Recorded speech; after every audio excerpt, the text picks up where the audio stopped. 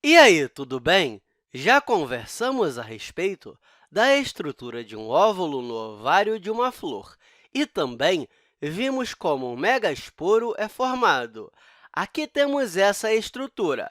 Essa parte verde é o megasporo, mas ele não é o suficiente, ou melhor, não é capaz de se fundir com um gameta masculino e formar novos bebês vegetais.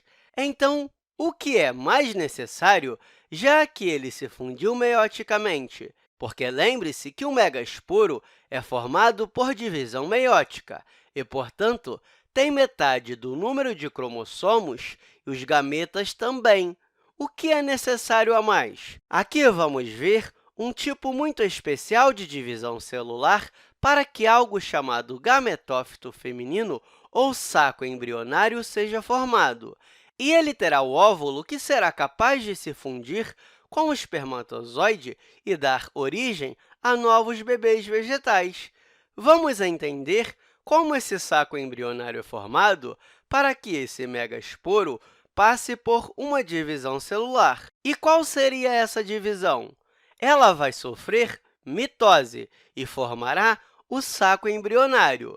Tá, sabemos que a meiose é algo parecido com isso, onde temos uma célula que gradualmente divide-se em duas, onde o núcleo se divide primeiro e depois o citoplasma se divide. Mas na mitose não é isso que acontece.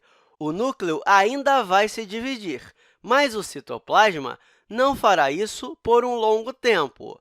Vamos ver o que acontece. Aqui temos um núcleo e, como qualquer divisão por mitose, primeiro ele se divide em dois e, gradualmente, ambos os novos núcleos vão começar a se mover na direção oposta. Já o citoplasma ainda não se divide. Em vez disso, os núcleos vão se dividir novamente. Nesse momento, a célula tem 4 núcleos. E será que agora tem a divisão citoplasmática?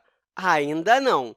Isso porque esses 4 núcleos sofrerão mais mitose e darão origem a 8 núcleos em apenas uma célula. E, finalmente, temos a divisão citoplasmática. Mas, antes disso, algo incomum acontece. Um núcleo dos polos começa a se mover lentamente para o centro e o outro também. Uma vez que se encontram no centro, gradualmente, a parede citoplasmática começa a se formar, algo mais ou menos assim. Uma parede de citoplasma se formando ao redor de cada núcleo. Como você pode ver, em volta desses 3 núcleos foram formadas 3 paredes de citoplasma e esses outros 3 também. Mas esses 2 que estavam no centro não formaram as paredes ao redor deles.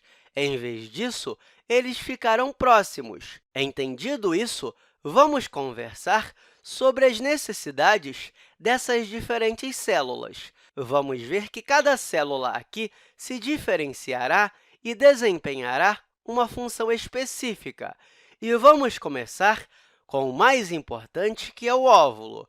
Você sabe onde ele será colocado? Vai estar perto da micrópila ou na chalaza? Aqui na micrópila, para quando o tubo polínico entrar, ele pode facilmente se fundir com o óvulo que está aqui, o que significa que, se considerarmos que essa é a área da micrópila, vamos ver que o nosso óvulo vai ser colocado em algum lugar por aqui.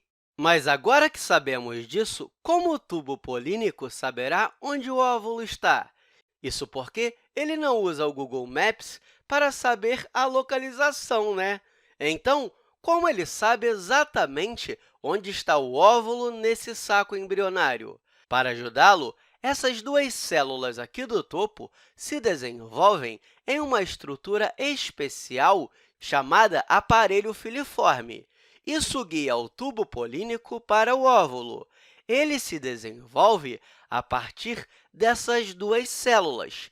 Elas são chamadas de células sinérgides. Basicamente, elas trabalham juntas para ajudar o tubo polínico a achar o óvulo.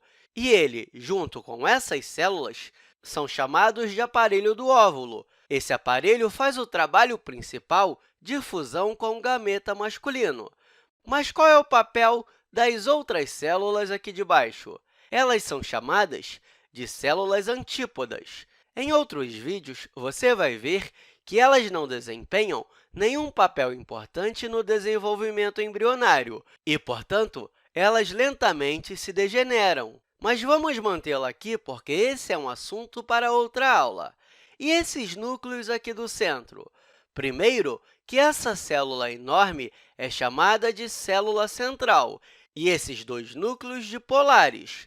Nos próximos vídeos, também vamos ver que a célula central e esses dois núcleos se desenvolvem em endosperma em alguns casos, principalmente em frutas maduras e suculentas.